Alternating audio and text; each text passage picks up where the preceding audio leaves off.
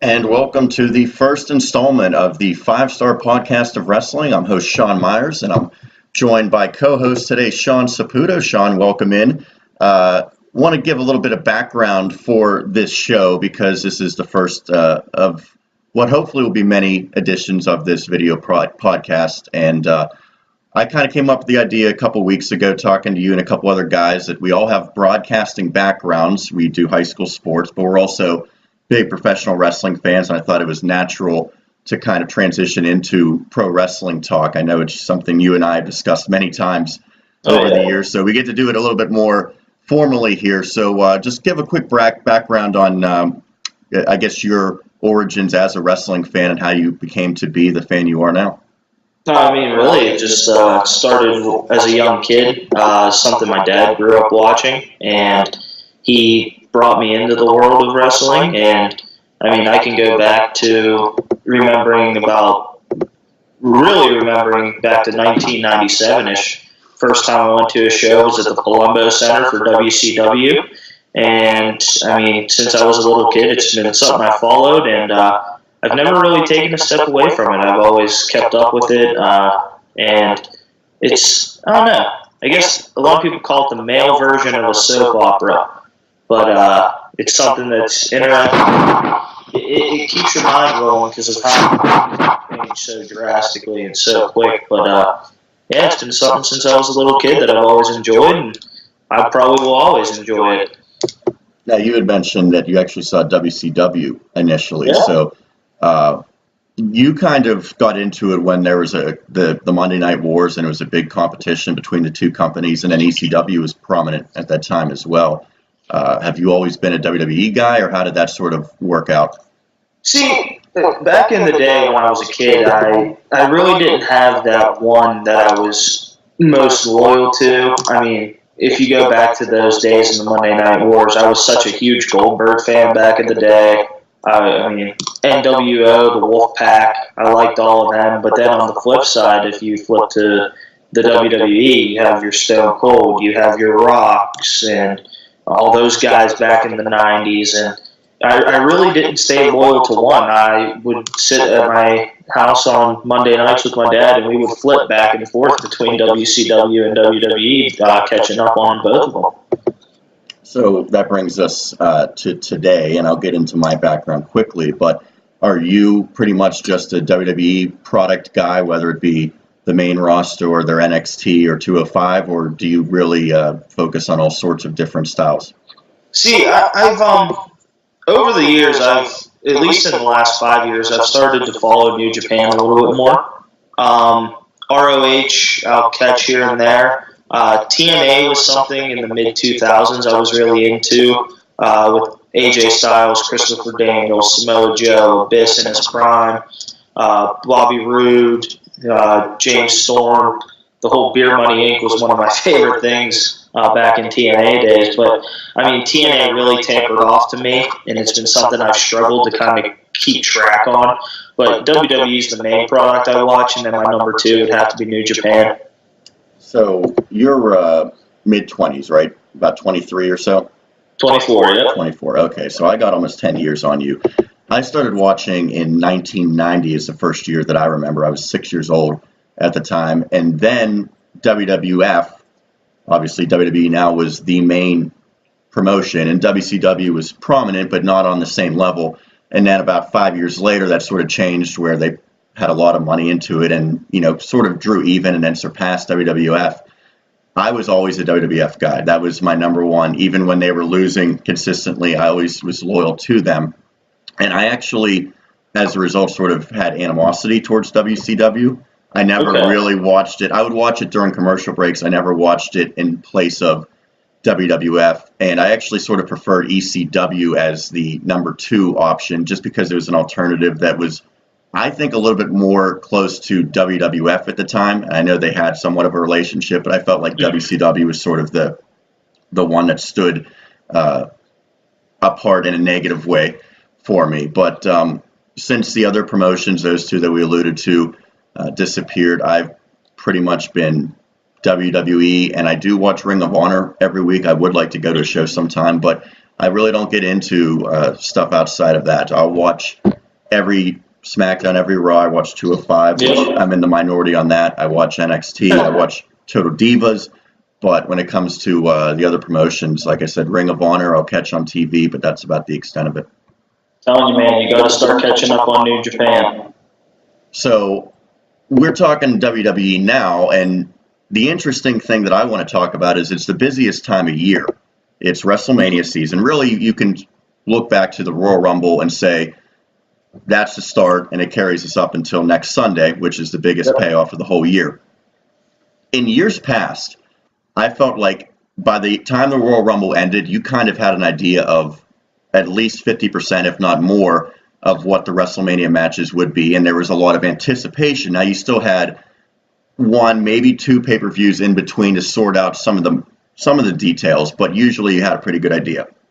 I did not feel that was the case this year, where it seemed like they did not have a long-term plan for a lot of stuff. Roman and Brock, I think a lot of people realized that would happen. Undertaker and Cena has been on and off.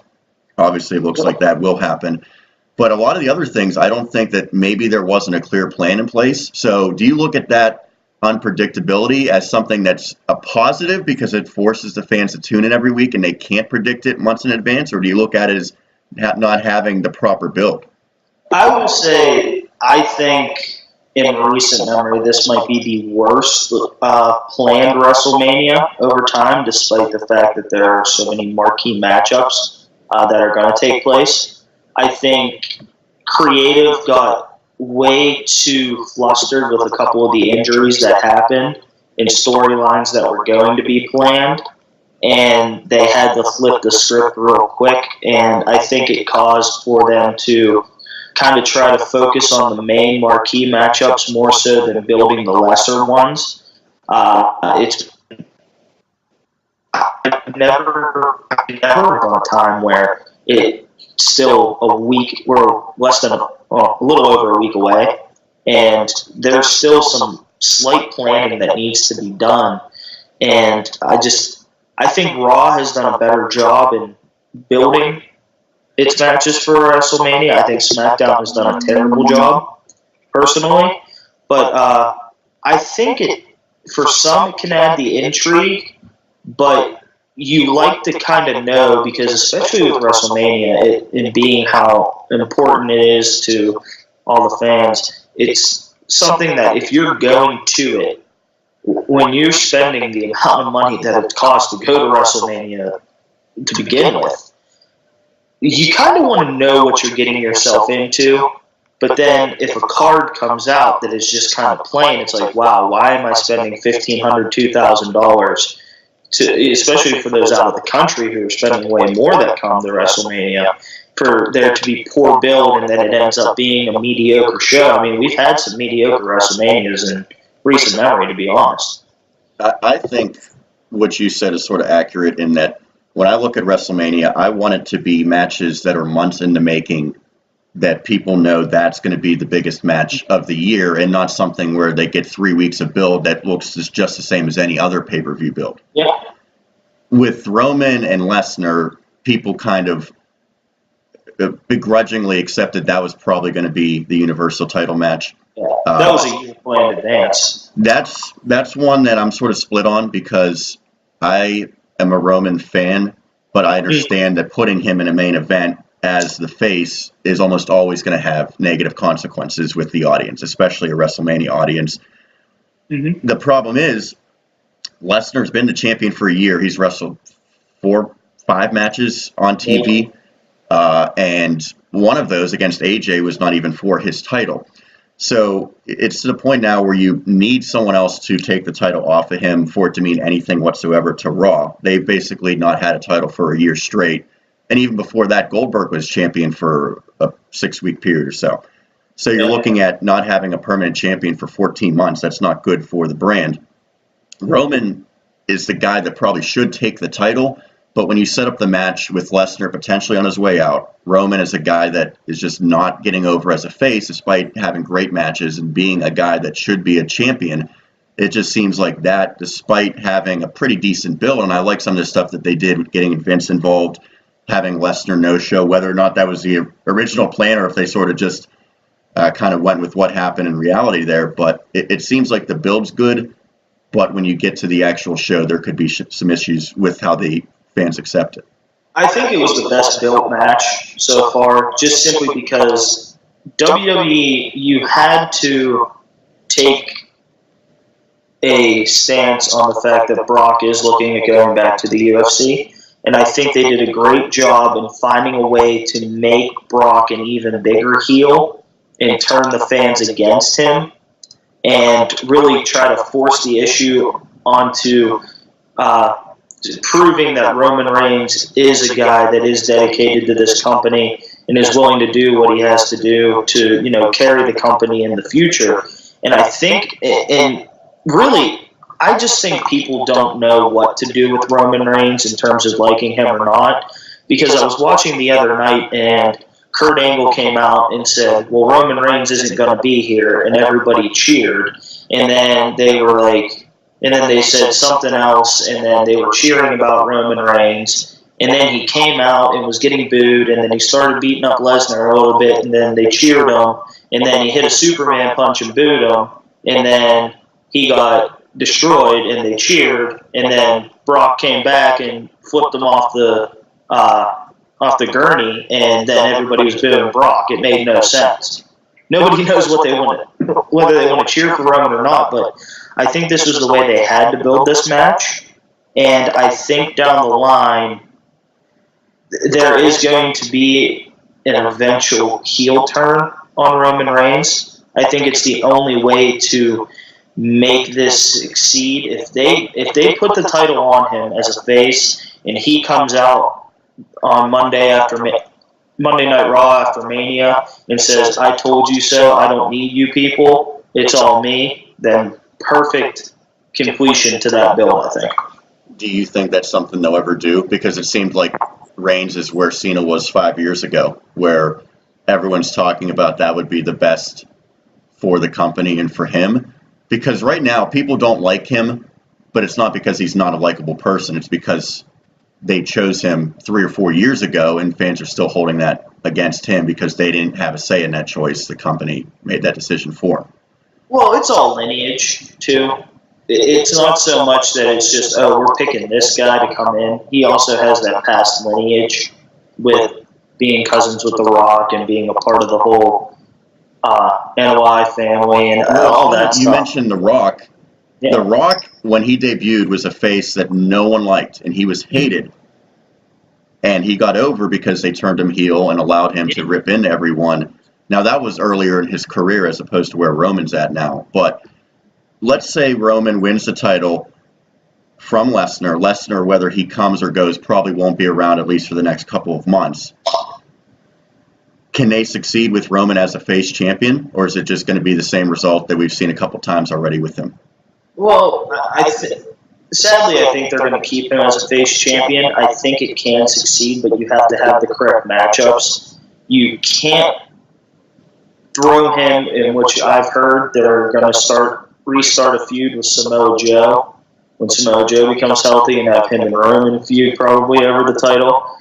And I think that just kills all momentum you're trying to gain as having Roman as a face champion, just because you have so many people that are Samoa Joe fans that are gonna, and he's supposed to be the heel, and then fans are going to cheer for Samoa Joe, and it completely construes the situation.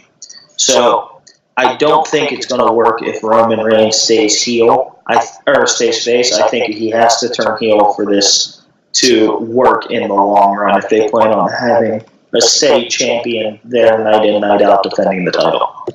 Let's talk about SmackDown a little bit. I know you are not a fan of how they built up their storylines. So the one that sort of has paralleled the Raw Universal title is the WWE Championship, AJ Styles, who when he won the title, I think a lot of people thought this might ultimately be his WrestleMania opponent in Nakamura, who won the Royal Rumble. Now, I know a ton of people are Nakamura fans from, as you said, what he did in New Japan. Yep. To me, he has been significantly below his ability on the main roster as opposed to what he did especially in NXT, where he was in North America and the WWE fans under that umbrella of NXT saw what he could do. So my question is, has the build been good enough to justify having Nakamura in this match, or do you think there was a better possible scenario for what they could have done for the SmackDown title all along? I think this is the best case scenario because this is the match that everybody wants to see, just simply because what these two put on together in New Japan was fantastic work. And my gripe with the build is it's so difficult to build a match between two faces. It's not like you're going to turn AJ Styles heel because he's going to go to Raw as a face anyways, I believe, when the draft comes. And Nakamura is going to be the champion for at least probably the next 4 to 6 months, I think, after WrestleMania, because I'm going to say he's going to go down as the quote-unquote first Japanese champion, even though they kind of count Yokozuna into that factor. But he's actually not Japanese born, so that's storyline only.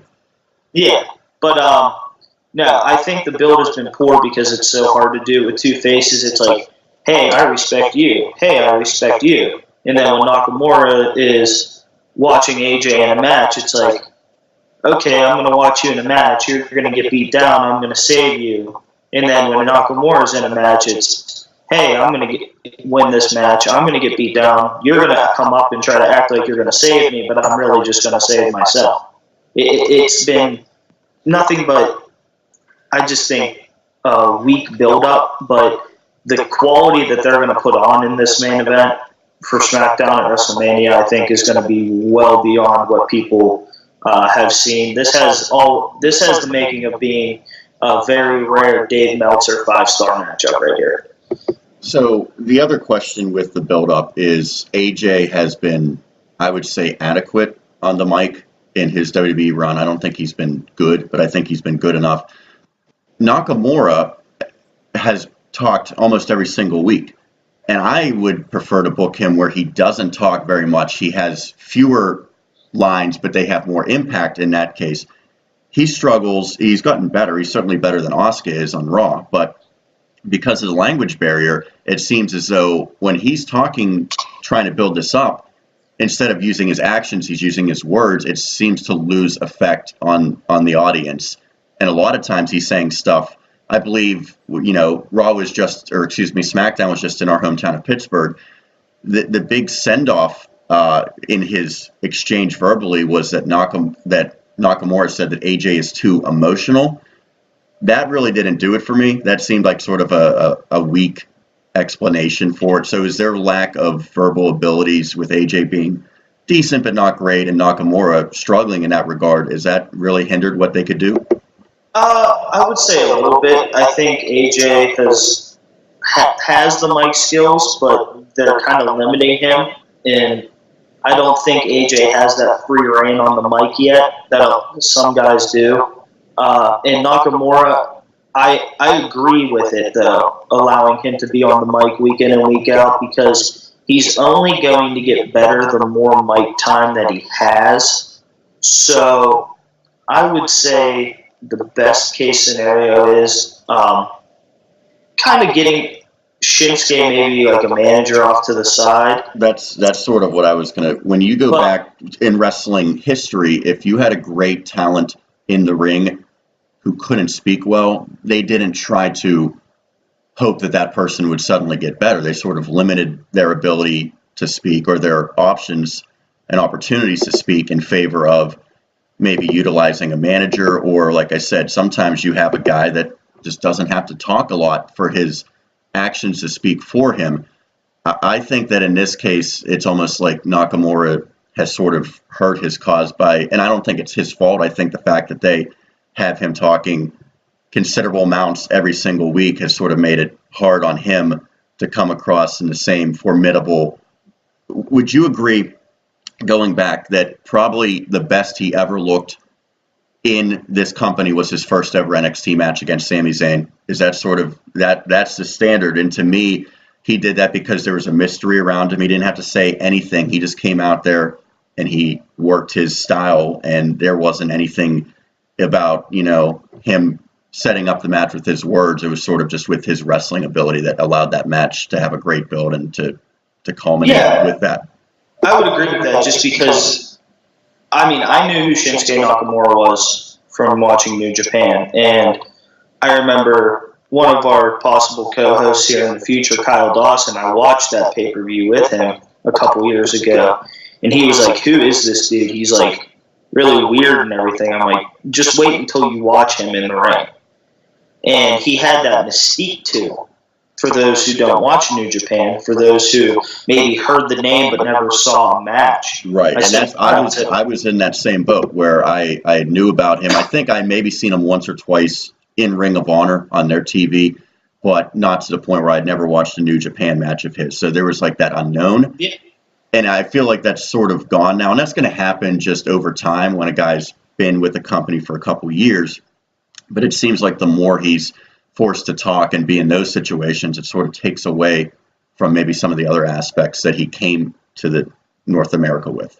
Well, you know, WWE has their want and will for talking champions, being good on the mic and everything. And you can get away with the exception of Brock Lesnar with having Paul Heyman by his side. It's been a thing since back in 2002 when Brock became a part of WWE. He had Paul by his side. Paul has always been Brock's mouth because I honestly think Brock Lesnar is worse than Shinsuke Nakamura on the mic. And it's something I kind of like it just because he needs to form that language. He needs to get better with his English, and the only way he's going to get better is getting more time on the mic and growing his skills. Maybe do a little more in the background. Maybe, like I said, get a manager in, have them talk for him, and then in the back he can work promos in the back, something like that. But I think it's something that needed to be done to get him into the style of using the English language on a more consistent basis. So we've highlighted the two championship, the Universal and the WWE championship matches. There's 5 or 6 other marquee matches that are at least in the realm of main event. So we'll sort of run through which of those matches has been built correctly and has accentuated it and really allowed the audience to get behind it, and which one of them have fallen short. The first thing that I think of are the women's matches, and there's really 3 matches when you include the mixed one that fall under this category. So let's first talk about the one that's drawing the most attention. That's the Kurt Angle, Ronda Rousey versus Triple H and Stephanie. I think the plan all along was Triple H and Stephanie were going to be involved with Ronda Rousey, whether she ever signed full-time or did a one-time thing. This ultimately was going to be what they wanted from years ago. So in a sense, it's something where there is history dating back to, what was that, 3 WrestleManias ago? It was a while ago. 30. Yes. So this is something that I think they've wanted, and probably in the back of their mind, this was always the plan. Now, Kurt Angle seems like he probably was a bit of a late addition to this. I know that a lot of people were hoping The Rock would be with Ronda. That would have obviously made the match just light years ahead of where it is now.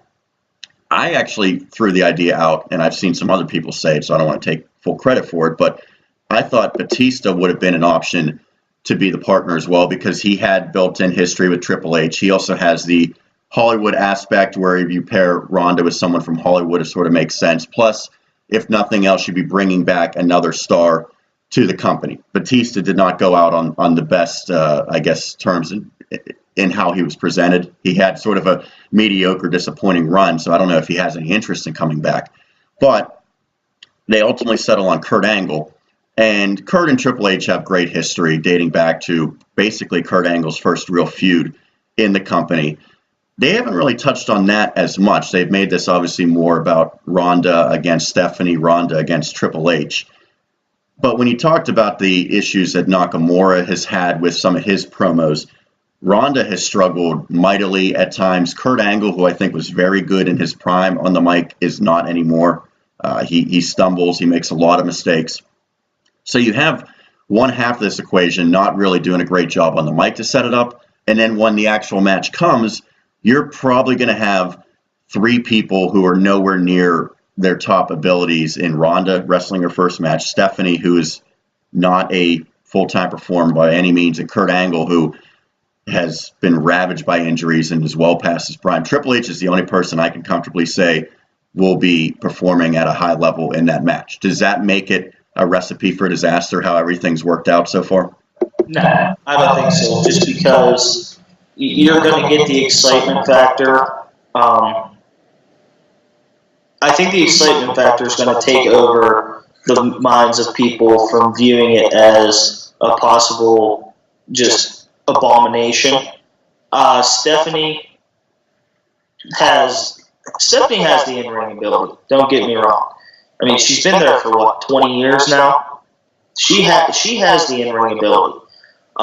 It's a matter of and the way this match is going to work best is how well do Stephanie and Triple H carry the match. This is one of those matches where you have to have those two lead the match, carry the match. Kurt, he hasn't had the in-ring as much. He had that one match as a special member of the Shield, which was extremely awkward, by the way. I loved it because it was great to see him back there, but the whole thing seemed like, to your point earlier, a decision they made, 48 hours in advance with Roman getting pulled out of that match. So it was... And he also had, to go into the back to get, an oxygen break 15 minutes into the match. And that actually was a very planned spot, which is sad. But, I don't know. I think this has been one of the better built matches just because they added Ronda to the recipe, so they didn't need to focus on the past between Triple H and Kurt Angle. A lot of people have already known about that past between the two, so you don't need to focus on that. You need to more focus on the Ronda Rousey factor and bringing her in. And I think the job that was done at the contract signing was a fantastic play on this build, and I think it was one of the best built pieces of any matches, just because you knew you weren't going to get The Rock just because the insurance policy to get The Rock in to wrestle with the Hollywood contract is just beyond astronomical, the price. And Shane McMahon didn't fit in, and they talked about using him. I thought Braun Strowman would have fit in well in this match, but yet again, you're not going to, you see what Braun does to most guys on a daily basis, including your good friend Elias there. You can't take it seriously just because Braun would squash Triple H like he squashes everybody else. Right. So you had to get somebody in the ring that is to an equal level of Triple H, and that's what Kurt Angle is. And Kurt Angle's job that he did in that promo was fantastic. Just, Kurt's sick, he's just saying stuff, and then he throws out the little bits of oh yeah, remember when you were in the back and you said, yeah, now we finally get her back and now we own the bitch. And it's it was perfect. Kurt played a perfect part in this. And I think that was some of Kurt's best work since he's been back in the WWE, was setting up this feud and getting these parties together. So your take is the match will be good enough. They just have to set up the right spots. It's not probably going to be a 20-minute classic, but they'll have all sorts of... It'll be very significantly booked, but you think that can work in this scenario? I think if you can give Triple H and Kurt Angle 10 to 15 minutes of solid in-ring time, and you give Ronda about 7 to 10 minutes with Stephanie McMahon to build on her growth as a performer in entertainment now as compared to the UFC, I think you have a chance to have maybe about a 3.5-star match. That's about as high as I would possibly say this one can go. But as you alluded to get things rolling with Ronda Rousey, she does need to do a lot of work on the mic. But that's not something she's ever needed to do. In UFC, you don't have to be good on the mic. You just basically have to sit there at a press conference and yell at the other person and tell them you're going to beat the living hell out of them. That's all it is in the UFC. And UFC builds are completely different than WWE. She has a lot of growth to do, which is why I think she should have gone to NXT to start out, like they do with a lot of other talent, but including her friend Shayna Baszler. Yeah, but Shayna Baszler's name isn't Ronda Rousey. Right. And everybody knows who Ronda Rousey is. Everybody knows what she accomplished in the Olympics, what she accomplished in the UFC. So that's the only reason why she's on the main roster already, is because of who she is and what her name is. She could, and I would like to see maybe if after this match, if things are a little shaky, maybe she does take a trip down to NXT and maybe starts a feud with Shayna Baszler, who I think is probably going to end up being the NXT Women's Champion. Maybe give her a run with that title, let her grow as a wrestler, and then bring her up and do your planned Asuka, Ronda, Charlotte, Ronda match next year at WrestleMania. Interesting that you segued perfectly to the next thing. I think the Asuka-Charlotte match is going to be really good, and they didn't really need a whole lot of storyline behind that. It was a pretty easy setup. Asuka won the Royal Rumble, the first ever for the women, and she could pick either side. And I like that they sort of faked out that she was going to Raw. I always thought she was going to pick Charlotte because it just, in terms of the caliber of competition, it just made more sense. So I think that match sets up perfectly. I'm very happy with how that's unfolded. And, again, I don't want Asuka talking. I think she could do enough without talking to set up this match and sort of have Charlotte do the majority of the talking.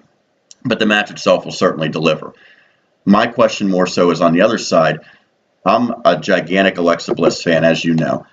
I think she's done a decent job as a champion. I think the issue more so is they haven't booked her very well. She just hasn't been very involved with a lot of stuff. She hasn't defended the title that much. She really, I don't think, comes across as a very formidable champion, which I understand she sort of has to be the cowardly type of heel.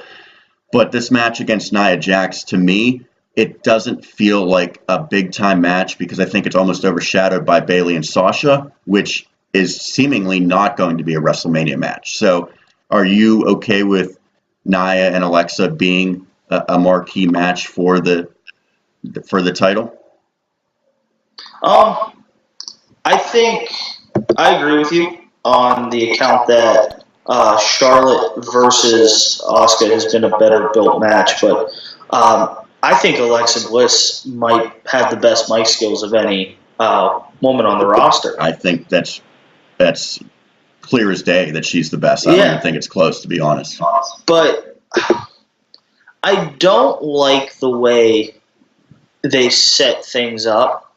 I think they waited too long in having Asuka say she was going to challenge Charlotte, and then it put this poor build together with Alexa and Nia, just because, Nia and Alexa were inseparable for the past how many months, and then all of a sudden now Alexa's back being friends with Mickie James, and then she's talking smack on Nia in the back with Mickie James, and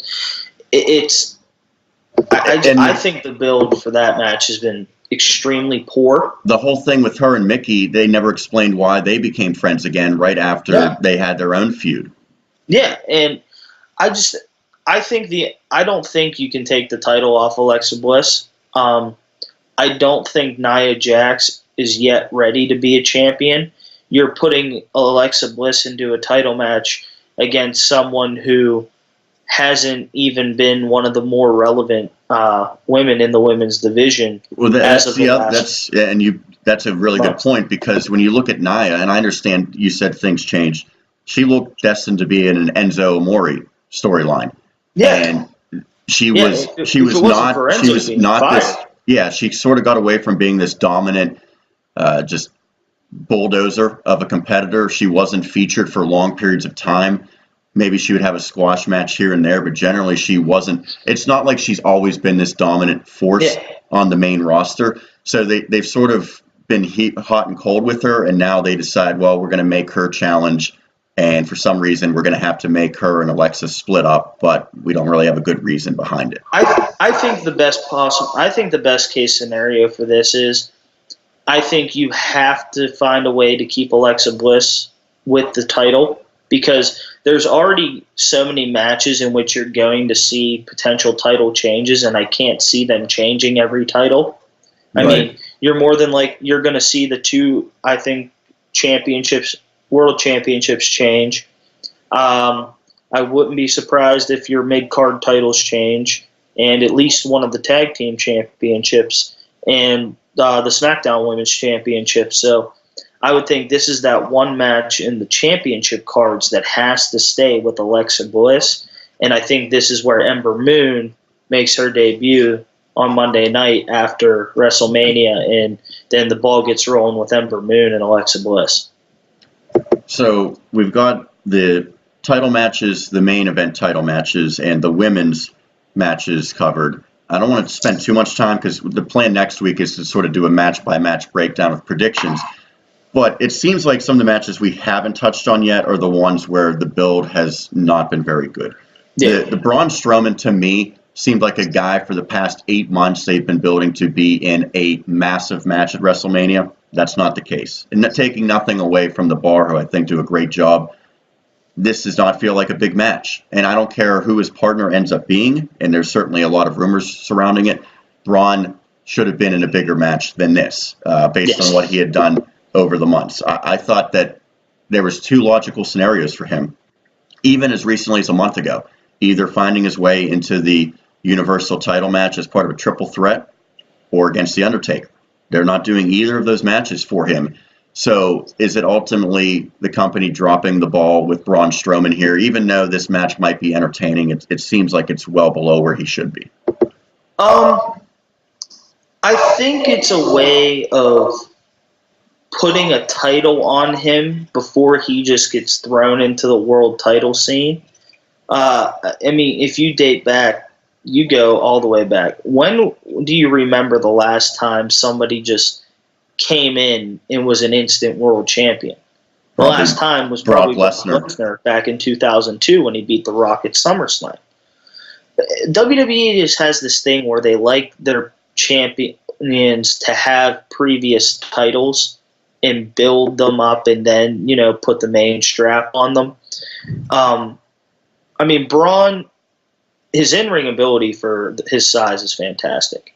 And that's something I don't think you would say when he came up. I was not a fan of him when he was with the Wyatts. And I thought that he looked overwhelmed. But since they pressed the restart button, I think he's grown considerably in every aspect. Yeah, and the only thing is, though, too, is you have to... But then, if you think about it too, if you were to put him in the World Championship match, you're running into the situation again where you have Brock Lesnar. He's had the title for the year. He's this, indestructible, unbeatable person. But I mean, Braun Strowman destroys everybody in his path. So you have to have somebody win the title before him, because if he was to join that triple threat, in all likelihood he would end up winning, but then you have nobody that is really capable of handling him anyway. And you're still running into the same situation where you're getting Braun versus Roman, because Roman's really the only person that they've ever shown that has a chance to beat Braun in general. I thought the best case scenario for Braun to begin with was to go after the Intercontinental title with The Miz, going off of what happened in the pay-per-views at the end of last year, where The Miz and the Miztourage all threw him into the back of a dumpster, but it's kind of like he just pushed that whole thing with The Miz to the wayside almost. Do you see a scenario, I guess I should rephrase this. Are you looking forward to seeing who his partner is, or would you rather almost have had him do it 1-on-2? Because to me, that gets him more over if he does it solely by himself, because that's something that you don't see. That makes it unique. I thought that would have been the best bet, but now even if they pick a Mysterio or a Neville, which would be cool to have those guys back, it just seems like it's going to take away from what Braun does by having a partner. I think your best case scenario, I think the 1-on-2 would have been awesome, and him holding both tag team championships himself. Right, because then he stands out as being different. But I think and your shirt says it right now. I think the best case scenario would be for Elias to be his tag partner, because not only do you put a title on Braun, who has been an up-and-comer young guy in the business on the main roster, you would put the other tag title on another young up-and-comer in the business on the main roster, and it allows the two of them to grow together and make that push towards mid-card champion, world champion status. I think that's the best case scenario, is putting him with another younger rostered guy rather than with a Mysterio, because I just think that would be it's just a random team. And Braun doesn't have that factor to where it's like, why would Braun Strowman be bringing back a 5'7" cruiserweight to be his partner? Like, that's not Braun's place to bring back Rey Mysterio, in my mind. He's not that type of person where he has to call the previous era to beat Sheamus and Cesaro. Right. So we've went over a lot of the matches that are already set for WrestleMania. There's still some business to take care of on these next two shows, on Raw and SmackDown this week. The big one is, of course, Cena and what seemingly will be The Undertaker as his opponent at WrestleMania. They've had this sort of, as I think, a weird approach to this storyline, where Cena's last resort is to get The Undertaker. Shouldn't that be like almost his priority? Shouldn't that be the first thing he went for? But now he's trying to settle for The Undertaker, and we haven't seen him, which I'm okay with The Undertaker not appearing. But the question is, what do they do this week to make this match seem real significant? Because I don't think they've done it yet to this point. And what do they do at WrestleMania to make sure the match doesn't flop? I think the coolest thing that could possibly happen, and what would make this match light years better than it really was, is scrap the dead man Undertaker and bring him back as the American Badass and roll with it like that. I think that would be the best case scenario for this match. So I got a couple questions off of that, because I think that there's a lot of people that have said that. It makes sense in terms of they had him sort of retire the hat and the coat and everything. So that part of him seemingly was retired. And I think at the time the plan was he was retiring after last year, and maybe they've rethought that. I don't know what the plan was all along, and maybe a lot of the people in the company don't know either, but that's one way to sort of save face with him retiring that last year, saying, all right, well, it's a different Undertaker. I don't think he ever retired. I really don't. I think in the way John Cena has handled this whole thing, and if you look at Cena's Instagram posting like the Texas Red pictures and all this stuff, excuse me, getting ready for this match, it's almost like they knew he wasn't done. They knew he had one more WrestleMania in him, but the mystique of the dead man kind of lost its touch now that he is 22-2 at WrestleMania. Right. Losing to Roman, I think, kind of killed the whole dead man factor, and I think this is the perfect time to bring him back as that American Badass, that person who he is in real life. Because it's one thing my dad and I have always talked about is he's gonna be in the Hall of Fame. And he's gonna be the main focal point of the Hall of Fame when he gets in. Probably next year, as early as next year, maybe 2 years. But you're not gonna have him come out as the dead man and do his shtick, because when you do your Hall of Fame ceremonies, you are who you are in real life. And that's who he is in real life. So I would love to see it as a retirement of the thing. But yet again, at Raw 25, he came out with that, dead man thing. So, well, so you said you want to see the biker Undertaker with the the old music and everything. Do you show that this Monday, or do you have him again not appear. Let me say this. How do you book this match at WrestleMania? What do you do on Monday night to make it where people, you have to establish that the match is happening, right? I mean, they have to get that done on Monday, I would think.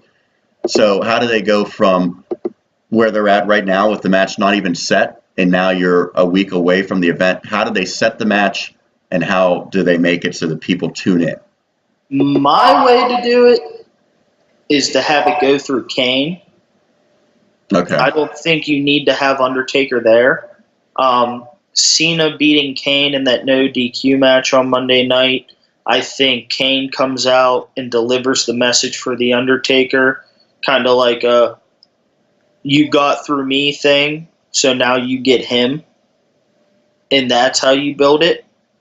Because then you are left with that thought of, what Undertaker are we getting?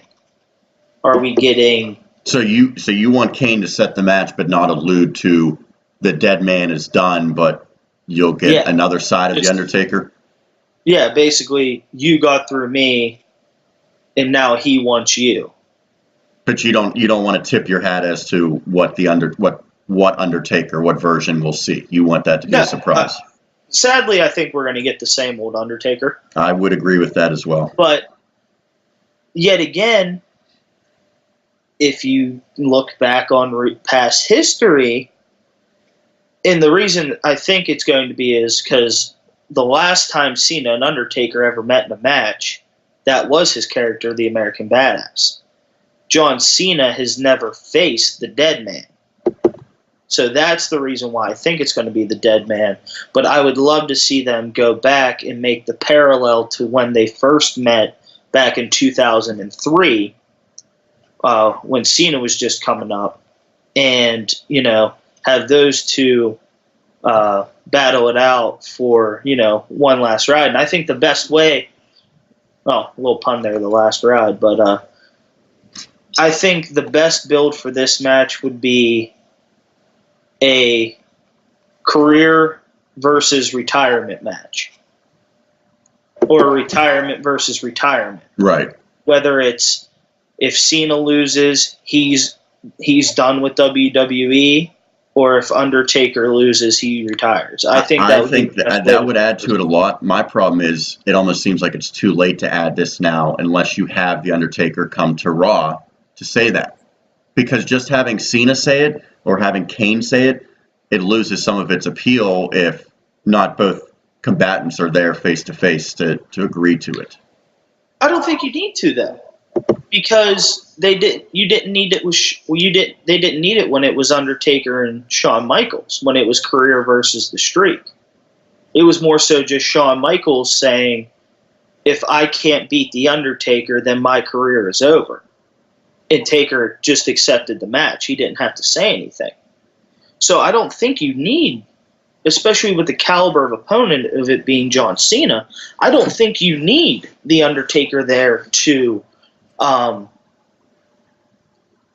build that. I think you can more get away with Kane coming out and, basically giving out the match, and then Cena going along and saying, well, you know what?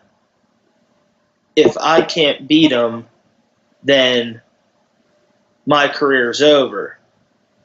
But if I do beat him, maybe it is his time to retire. Okay, I could see that. Before we wrap things up here, is there anything that the WWE needs to wrap up between Raw and SmackDown this week to really put the finishing touches on WrestleMania? Again, I go back to my take that at this point it's kind of tough. You're sort of rushing if you still need to develop storylines or things of that nature. It's the go-home show, so I expect both of them to have some good interaction. But to me, I think the bigger issue with the build started 2 to 3 months ago. These are matches that should have been brewing. The one thing that I go back to is Sasha and Bayley right now, I think, is great. I think that has been building for months and months, and you can even go back years. They had probably the best feud that I've ever seen two women have in WWE programming, now albeit in NXT. For them to just at the last minute, last Monday, really go to blows and likely not even have a one-on-one match at WrestleMania is just a disservice to them. They're going to be probably stuck in that battle royal where it'll get completely lost. Well, and they'll already have are. their own. They'll have their own one-on-one match at the next event where it won't have any significance, or at least it won't have nearly the significance of WrestleMania. That to me is something that I wish on Monday they could make that into its own match. I don't expect that to happen, and I think it'll be really a miscarriage of justice for both of them who deserve more and could have. They're already on the card for that battle royal. Right, and I think it. So why are you even doing this then? Why even start them feuding right now before WrestleMania where it's just going to get lost? That to me is one of the biggest, because the battle royals, no matter how much they try to build them up, people understand they don't really matter at this point. They are probably the least anticipated of the WrestleMania matches would be those two battle royals. Yeah, I would completely agree. I think for Monday Night Raw, I would like to see that who Braun's partner is going to be. I don't think you want to wait until WrestleMania. I just think that, if you get Mysterio, it's going to be a pop, but other than that, it's just kind of like, okay, well, it's this 6'10", 350-pound dude that runs around like, a bulldozer again, and this little 5'8" guy against, two, decorated athletes. But I think the best thing would be to determine Braun's partner. Maybe Cesaro and Sheamus, find a way again to get it out of him, and they do this time. And I also think you need to figure out what you're going to do with The Undertaker and Cena and how you're going to plan that. Yet again, we could even get it to where Cena comes out at WrestleMania and The Undertaker doesn't answer until then. He just comes out at WrestleMania. So I think those are things that you have to, I think Raw has to finish up on. I think Raw needs to touch base a little bit more on this whole Nia and Alexa Bliss story. And for SmackDown, I'm thinking Daniel Bryan and Shane's going to be interesting because we don't know what Shane's status in real life is. That, and I also think that with the stipulation that was put on the match, it has already given away who is going to win this match. Unless they make a point of keeping them fired and then whoever takes over as SmackDown GM, with Daniel now being a competitor again, reinstates them, or Kurt Angle brings them to Monday Night Raw, something along those lines. Do you want to see Kevin and Sami this week, or do they still play out the suspension thing? I think you need Daniel Bryan to get the payback on Sami Zayn and Kevin Owens to make it seem as if you don't know who's going to win this match. Because with the stipulation, it pretty much clear and cut dry says Kevin and Sami are winning this match, just based off the stipulation. Right. I think Daniel Bryan should come out and put his general managership on the line in the match as well. That's what I thought might happen. Right. So I think that's the best play on that, because it's either reinstatement versus, the GM job. And I want to know what's going on with these tag titles in SmackDown. It's just been a month of the Bludgeon Brothers just destroying people. And are they going to continue to do that? Are they going to win the SmackDown titles? And the U.S. title, I think, is the biggest joke of this whole thing. Yeah, it seems like they just threw the guys that they didn't have anything for together. Well, yeah, it was like Randy Orton won it, and we knew it was going to happen just because of the, making sure he held every title in his career. But then Bobby Roode is an understandable competitor, and then Jinder Mahal gets thrown into the hat, and then Rusev gets joined in. Well, you beat him, he beat me, and I beat you, so we're all going to be in this match together. Yeah, it seems like they have that's one that they had four guys where, okay, we need to get them on the card. Let's do that instead of throw them in the Battle Royal. Yeah, so I think they're trying to compact too much. I was reading, I guess, from the pre-show till the end. They're saying this has a chance to go 7 hours. Well, yeah, I think it did last year, if I'm correct on that. I believe that it started at 5 and it ended after midnight. Yeah, and I mean, the 2-hour pre-show, I think, is just a little absurd. I mean, you have to have all the titles on the line. I mean, I understand you're trying to compact as many people into this as you possibly can, but I think it loses the value of what WrestleMania used to be. Where not everyone gets a match. If you don't have a good year and you're not deserving, you don't just get thrown in there. Yeah, it used to be, we're going to put the best people against each other, and we're going to put on the best show that we possibly can. Now it's just, because they always talk about WrestleMania moments. You have to earn your way to WrestleMania.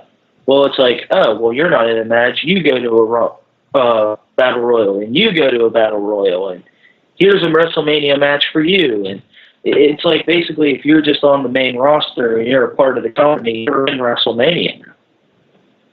Yeah, well, that's something that we'll see what they do this week to kind of put the finishing touches on this show. Well, that's going to do it for our first show. So hopefully the first of many. And like I said, I do want to either get you back or get our potential co-hosts of the future, Kyle Dawson, Donnie Chedrick. We'll have some other special guests as well. Next week, we'll be doing the WrestleMania preview show with predictions. And then, of course, the following week, we'll do the WrestleMania recap. So, Sean, I appreciate you joining us. Certainly a good time talking to you. Went longer than expected, but that's what happens when you have two people interested in talking about pro wrestling. So that was fun. I'm looking forward to next week. I already got half my predictions down. So there we go. All right. Well, we appreciate it. So for my broadcast colleague, Sean Saputo, this is Sean Meyers signing off. Once again, you've been watching the 5-Star Podcast of Wrestling. Check back next week.